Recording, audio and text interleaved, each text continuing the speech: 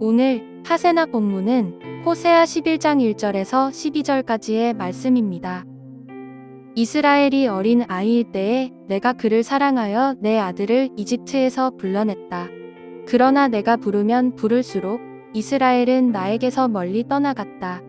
짐승을 잡아서 바알 우상들에게 희생제물로 바치며 온갖 신상들에게 향을 피워서 바쳤지만 나는 에브라임에게 걸음마를 가르쳐 주었고 내 품에 안아서 길렀다. 죽을 고비에서 그들을 살려주었으나 그들은 그것을 깨닫지 못하였다. 나는 인정의 끈과 사랑의 띠로 그들을 묶어서 업고 다녔으며 그들의 목에서 멍에를 벗기고 가슴을 헤쳐 젖을 물렸다. 이스라엘은 이집트 땅으로 되돌아가게 될 것이다. 이스라엘은 아시리아의 지배를 받게 될 것이다. 그들이 나에게로 돌아오기를 거부하기 때문이다.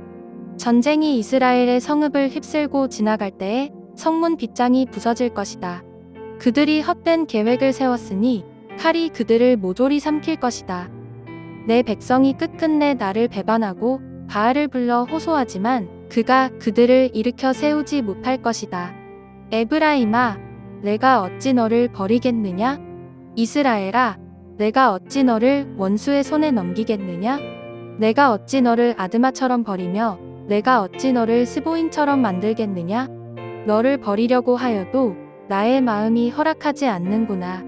너를 불쌍히 여기는 애정이 나의 속에서 불길처럼 강하게 치솟아 오르는구나. 아무리 화가 나도 화나는 대로 할 수 없구나. 내가 다시는 에브라임을 멸망시키지 않겠다. 나는 하나님이요 사람이 아니다. 나는 너희 가운데 있는 거룩한 하나님이다. 나는 너희를 위협하러 온 것이 아니다. 주님께서 사자처럼 부르짖으신다. 이스라엘 사람들이 주님의 뒤를 따라 진군한다. 주님께서 친히 소리치실 때에 그의 아들 딸들이 서쪽에서 날개치며 빨리 날아올 것이다. 이집트 땅에서 참새 떼처럼 빨리 날아오고 아시리아 땅에서 비둘기처럼 날아올 것이다. 내가 끝내 그들을 고향집으로 돌아오게 하겠다. 나 주의 말이다. 에브라임은 거짓말로 나를 애워싸며 이스라엘 가문은 온갖 음모로 나를 옥죄고 있다.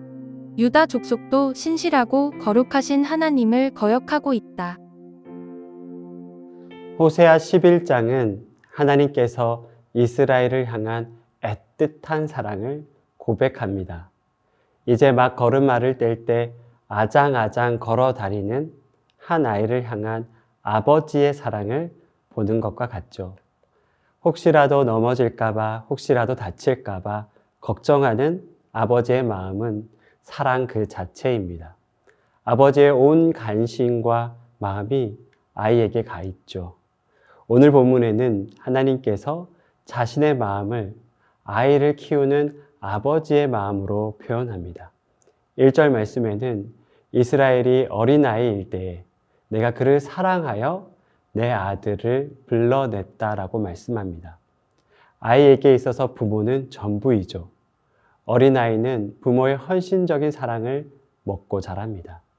부모가 아이에게 바라는 것은 아무것도 없습니다. 아들이 아빠라고 한번 불러주기만 하면 되죠. 그것이 부모가 바라는 전부입니다. 하지만 아버지들이 섭섭해지는 순간이 있습니다. 이제 조금 커서 청소년기쯤에 들어서면 자기만의 시간을 가지기를 원합니다. 친구들과 함께 노는 것을 더 좋아하죠. 3절 말씀에 하나님께서는 자신의 마음을 이렇게 표현합니다. 나는 에브라임에게 걸음마를 가르쳐 주었고 내 품 안에서 길렀다. 죽을 고비에서 그들을 살려 주었으나 그들은 그것을 깨닫지 못하였다 라고 말씀합니다. 하나님께서 걸음마도 가르치시고 품 안에 자식처럼 키웠는데 그들은 그것을 전혀 깨닫지 못합니다. 하나님께서는 이스라엘 백성들이 자신의 마음을 다 몰라줘도 괜찮았을 겁니다. 어느 자식이 부모의 마음을 다 알겠습니까? 그런데 집을 가출해서 나쁜 길로 들어섰다면 모든 노력을 다해서라도 자식을 막아서겠죠. 그 길로 가면 인생의 나락으로 떨어질 것이 뻔히 보이는데 가만히 둘 부모가 없습니다. 그것을 가만히 둔다면 자식을 사랑하는 것이 아니죠. 만약 아버지를 떠나서 이미 죄악의 길로 들어섰다면 자신의 모든 것을 희생해서라도 아들을 데려올 것이라고 말씀합니다. 호세아 11장은 그런 아버지의 사랑을 말씀하고 있습니다. 8절 하반부에 이렇게 말씀합니다. 너를 버리려고 하여도 나의 마음이 허락하지 않는구나. 너를 불쌍히 여기는 애정이 나의 속에서 불길처럼 강하게 치솟아 오르는구나. 하나님의 원칙과 기준을 생각했을 때는 이스라엘을 수백 번 버리는 것이 마땅하죠. 이스라엘 백성들은 아시리아가 쳐들어오는 순간에도 하나님을 찾지 않았습니다. 오히려 이집트로 도망가려고 했죠. 심지어 그들은 자신이 무엇을 잘못했는지도 모릅니다. 이것이 인간의 어리석음이죠. 여러분, 어리석음이란 무엇일까요? 그렇게 해서는 안 되는 것을 알면서도 끝까지 포기하지 못하는 것이 어리석음이죠. 호세아의 아내처럼 자신이 음란함을 버리고 남편에게 돌아가야 한다는 것을 알면서도 포기하지 못합니다.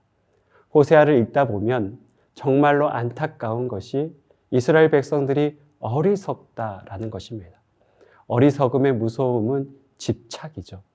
죄를 집착하면 타락이 되고 타락한 인간은 죄를 떠나지 못합니다. 너무나 슬픈 사실은 이스라엘 백성이 죄의 고리를 스스로 끊어내지 못한 그 모습이 이스라엘 백성들의 모습이라는 거죠. 하지만 하나님은 그들을 포기하지 않습니다. 정확하게는 포기할 수 없었습니다. 8절 말씀처럼 이스라엘을 버리려고 해도 하나님의 마음이 허락하지 않는다고 말합니다. 그 사랑을 끊어낼 수가 없는 것이죠. 이스라엘 백성들이 죄를 향한 집착보다 하나님이 이스라엘을 향한 집착이 더 강한 것이죠. 그들을 불쌍히 여기는 애정이 나의 마음에서 불길처럼 강하게 치솟아 오른다라고 말씀하고 있습니다. 저는 이 부분에서 좀 울컥했습니다. 하나님께서는 죄악에 허우적거리는 우리를 향한 긍휼함을 멈출 수가 없었습니다. 죄악 속에서 산다라는 것이 얼마나 괴로운지요. 사망의 그림자 속에 산다라는 것은 이미 지옥을 경험하고 있는 것이죠. 하나님께서는 그런 이스라엘 백성들을 불쌍히 여기십니다. 여러분, 우리 안에도 어리석은 모습이 있습니다. 내 안에 있는 죄성을 버리지 못하죠. 하지만 기억해야 할 것은 어리석음을 끊어낼 수 있는 것은 내 안의 능력이 아닙니다. 우리가 죄에서 자유할 수 있는 길은 여호와께 돌아오는 것밖에 없습니다. 돌아와서 하나님의 사랑이 우리를 사로잡을 때 우리는 죄에서 자유할 수 있습니다.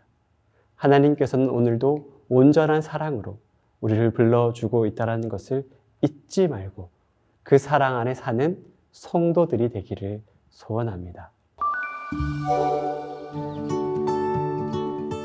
오늘의 하시조는 이웃을 위한 나눔 기부 봉사 활동에 참석 계획을 세워보는 것입니다. 연말을 맞이하여 지역사회의 어려운 이웃에게 나눔을 실천하면 어떨까요? 오늘의 하시조 함께 하시죠.